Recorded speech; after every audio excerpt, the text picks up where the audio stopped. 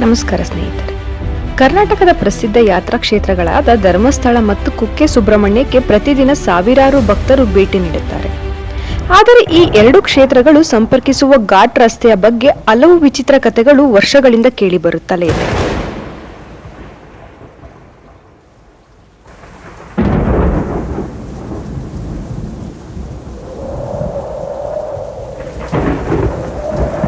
ಈ ರಸ್ತೆಯಲ್ಲಿ ರಾತ್ರಿ ಪ್ರಯಾಣ ಮಾಡಿದ ಕೆಲವರು ವಿಚಿತ್ರ ಬೆಳಕುಗಳನ್ನು ನೋಡಿದಾಗಿ ಹೇಳುತ್ತಾರೆ.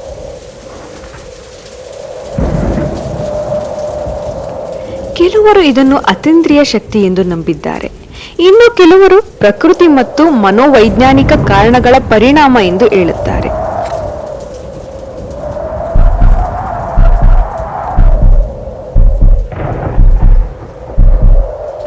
ಧರ್ಮಸ್ಥಳ ಮತ್ತು ಕುಕ್ಕೆ ಸುಬ್ರಹ್ಮಣ್ಯ ಕರ್ನಾಟಕದ ಅತ್ಯಂತ ಪ್ರಸಿದ್ಧ ಯಾತ್ರಾ ಕ್ಷೇತ್ರಗಳು. ಈ ಎರಡು ಕ್ಷೇತ್ರಗಳನ್ನು ಸಂಪರ್ಕಿಸುವ ರಸ್ತೆ ಪಶ್ಚಿಮ ಘಟ್ಟದ ದಟ್ಟ ಕಾಡಿನ ಮಧ್ಯೆ ಸಾಗುತ್ತದೆ. ಹಗಲು ವೇಳೆಯಲ್ಲಿ ಈ ರಸ್ತೆ ಪ್ರಕೃತಿಯ ಸೌಂದರ್ಯದಿಂದ ಕಂಗೊಳಿಸುತ್ತದೆ. ಆದರೆ ರಾತ್ರಿಯಾದಾಗ ಅದೇ ರಸ್ತೆ ಒಂದು ನಿಗೂಢ ಜಗತ್ತಿನಂತೆ ಕಾಣುತ್ತದೆ. ದಟ್ಟ ಮಂಜು, ಕತ್ತಲೆ ಕಾಡು, ಕಿಟಕಿಗಳ ಶಬ್ದ ಮತ್ತು ಅಪರೂಪದ ವಾಹನ ಸಂಚಾರ ಈ ಪ್ರದೇಶವನ್ನು ಇನ್ನಷ್ಟು ಭಯಾನಕವಾಗಿಸುತ್ತದೆ.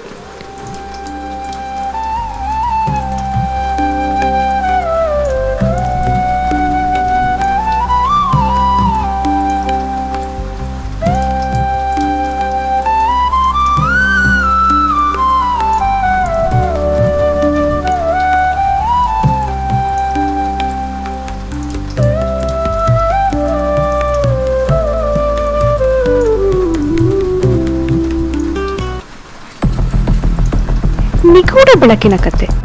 ಸ್ಥಳೀಯರ ಪ್ರಕಾರ ಕೆಲವು ವರ್ಷಗಳಿಂದ ಈ ರಸ್ತೆಯಲ್ಲಿ ವಿಚಿತ್ರ ಬೆಳಕು ಕಾಣಿಸಿಕೊಳ್ಳುತ್ತಿವೆ ಎಂದು ಮಾತು ಇದೆ.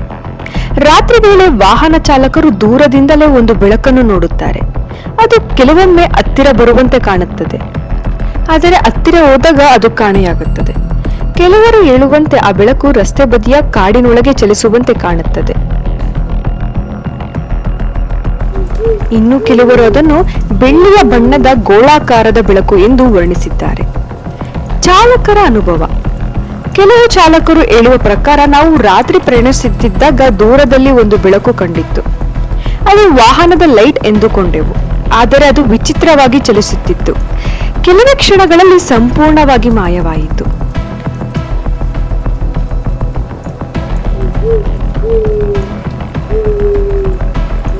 ಈ ಅನುಭವದ ನಂತರ ಅನೇಕರು ಆ ರಸ್ತೆಯಲ್ಲಿ ರಾತ್ರಿ ಒಬ್ಬರೇ ಪ್ರಯಾಣಿಸಲು ಹೆದರುತ್ತಾರೆ.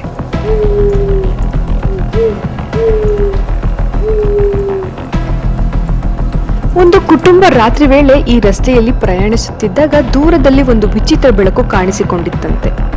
ಮೊದಲಿಗೆ ಅದು ವಾಹನದ ಹೆಡ್ಲೈಟ್ ಎಂದು ಭಾವಿಸಿದರು, ಆದರೆ ಕೆಲವೇ ಕ್ಷಣಗಳಲ್ಲಿ ಆ ಬೆಳಕು ಸಹಜವಾಗಿಯೇ ಚಲಿಸಿ ಹಠಾತ್ ಕಣ್ಮರೆಯಾಯಿತು ಎಂದು ಹೇಳಲಾಗಿದೆ.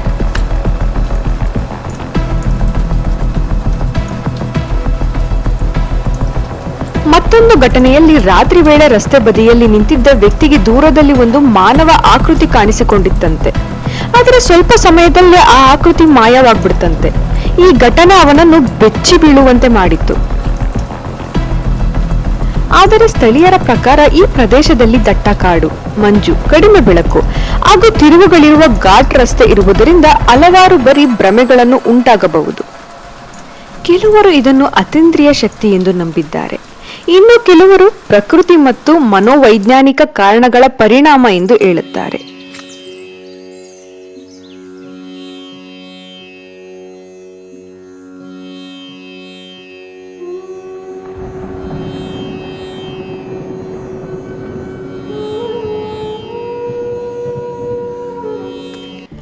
ಆದರೆ ವೈಜ್ಞಾನಿಗಳು ಇದಕ್ಕೆ ಬೇರೆ ಕಾರಣಗಳನ್ನು ಸೂಚಿಸುತ್ತಾರೆ.